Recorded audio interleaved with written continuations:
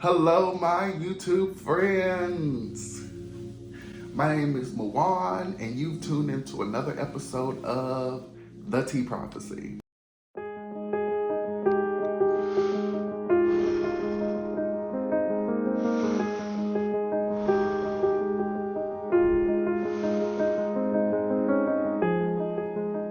I already know you're doing well because you are only consuming good vibrations and positive energy.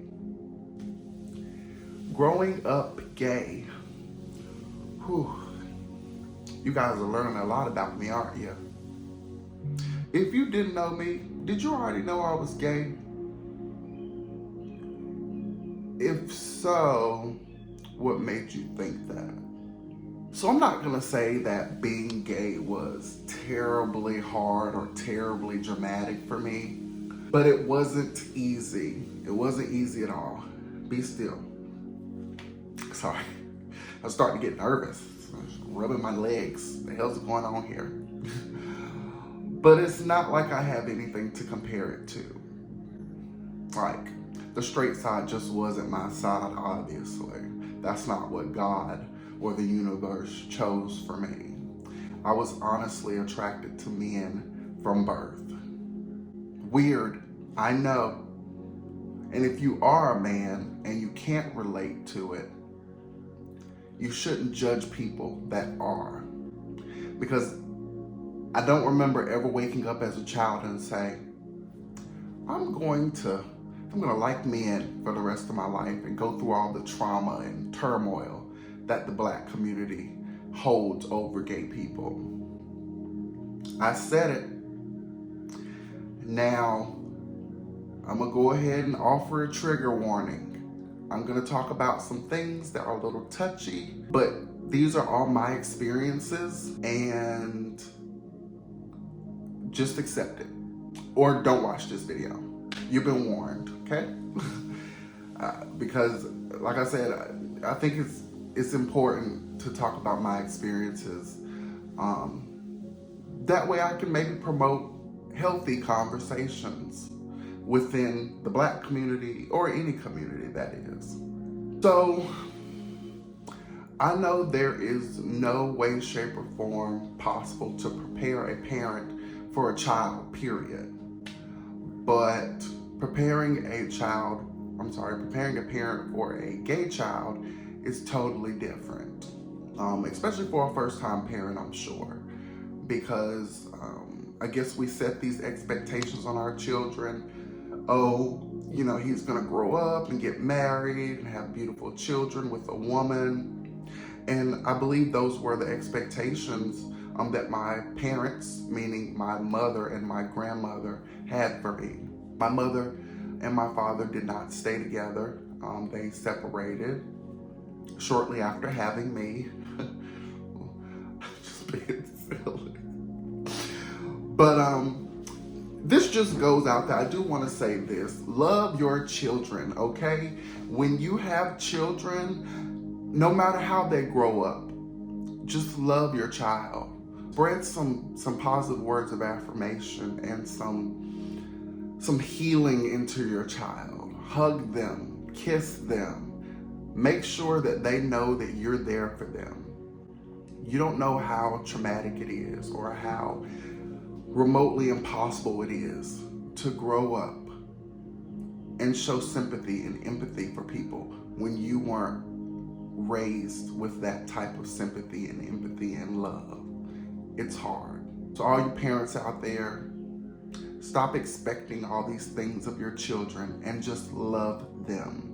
Groom them to be great human beings. That's what needs to happen. Instead of looking at them and passing a lot of judgment and not accepting them. It's hard.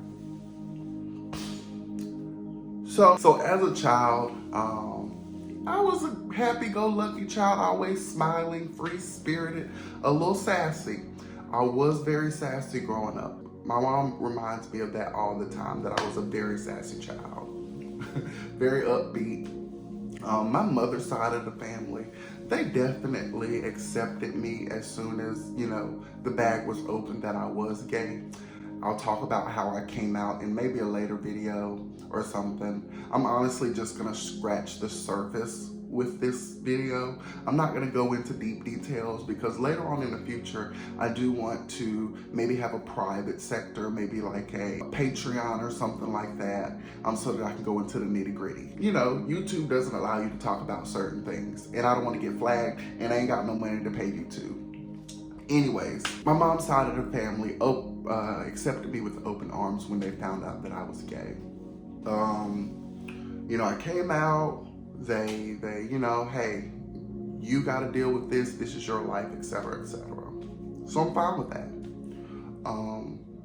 My dad's side of the family was a little different. It was a different experience. That's where a lot of the whispering came from. A lot of the you need to look out for your son type of conversations, and the, you know, doing this behind my back. Does anybody know what this means? This is really old. Back when I was a child, that was actually a mockery of a gay person, because they're saying, you know, I guess you can't keep your wrist straight. It's always like this, which I don't know who walks around like this.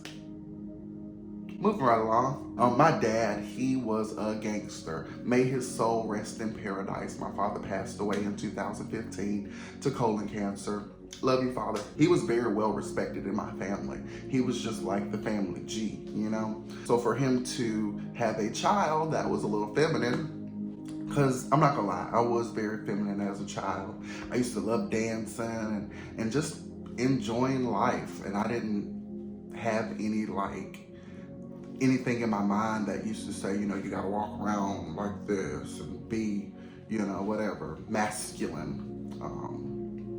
Or everybody's definition of masculinity, because I don't think there's like you're masculine if you do this, that, and the third, you know what I'm saying? It's just like a universal thing, I guess. But yeah, my dad, he tried his best to instill masculinity in me, I guess, if that's what you want to call it, by taking me to play baseball and basketball and football, and we used to play, fight, and all that, but I was uninterested. I honestly wanted to like be in plays and be in the chorus, and that's what I did. Fuck all that other stuff. I just wasn't interested, like I said, which was just a natural thing. It wasn't like, you know, I looked at football and basketball, I was like, oh no. It was just, it wasn't my vibe. It wasn't my niche, if that makes sense. Essentially, being accepted by my mother's side of the family gave me enough ammunition to go out into the world and be my gay, open self. I could care less what the rest of the world thought about me, which was a good thing, and I guess a bad thing too, because just because my parents accepted me, the rest of the world did not. But I could care less. I dressed the way I wanted to. I went through this stage growing up where I used to go to Charlotte Russe and like wear like little halter tops. I used to wear cowboy boots and these really, really, really tight jeans. But I thought they were cute on me, so I didn't care. But that was like the line when I was growing up, like wear skinny clothes and all that stuff. Now it is a little bit better. Gay people can walk around with their nails and the wigs and everything, and I support everybody that does it.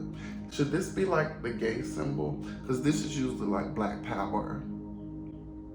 I support all my gay people. We need to come up with a hand signal or something like, ooh, ooh. It was extremely challenging. I'm making all these jokes because I'm making light of the situation. I'm not affected by any of the negativity that comes with, you know, growing up gay or anything like that anymore. It doesn't affect me because I accept the person that I am, and I can care less how anybody else feels about it. I've said it before. I'm gonna continue saying that. We just need to stop worrying about what people are doing in their bedrooms, especially if you're not the one gonna be in their bedroom. Why does it matter? We need to accept every single person for who they are, no matter where they come from. You never know what a person went through to get to the spot that they're in. Make someone smile. Like I said, passing all this judgment is ridiculous. I'm ranting right now. Going out into the real world after coming out as gay. no matter how nice or welcoming I was to my peers, I was always the butt of the jokes, you know. I would sing, you know, different songs. We were all singing songs, and a girl's part would come up, and I would be singing it, and it's like,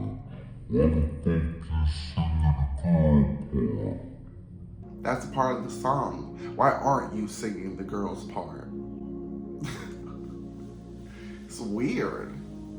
It's really weird. Like, all the lines that have to be drawn, all of the standards, I guess is what you can call it, in being a black man, I guess. That's what you can say. It's terrible. Like I said, I'll go in more detail in later videos about, you know, how I actually came out and all that good stuff, but I honestly just wanted to make this video to say, accept everyone for who they are, especially if they're black, because we're stopped by the rest of the world, which I need to have a conversation with the black people. We need to do better within our community to accept each other. It just needs to happen. All the other communities, the Caucasian community, the Indian community, the Chinese, the Asian community, sorry, they all join together, accept each other, and build as a community. I'm not understanding why we can't do it as black people, but we'll get there. It's slowly changing.